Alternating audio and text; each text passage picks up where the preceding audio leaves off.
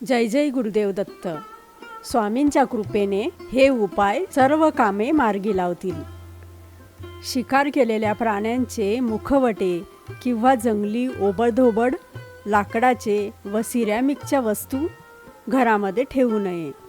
घरामध्ये विनाकारण कटकट होत असेल तर हळद व गोमूत्र मिश्रित पाणी शिंपडावे.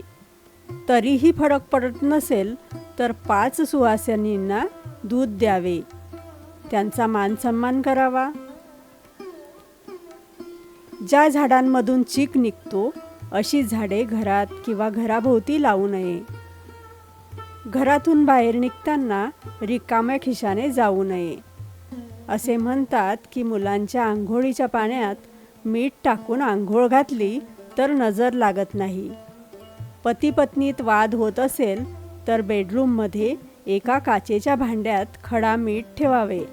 त्यामुळे नकारात्मक ऊर्जा कमी होते.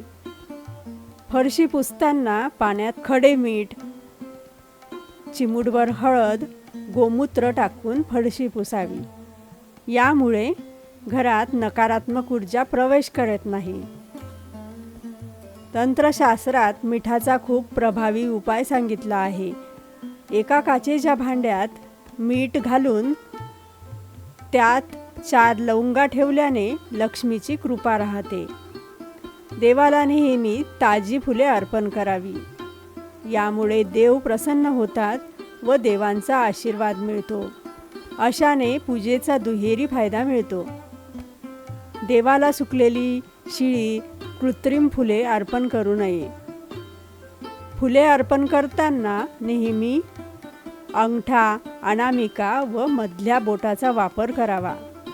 करंगळीचा वापर करू नये. जय जय गुरुदेव दत्त.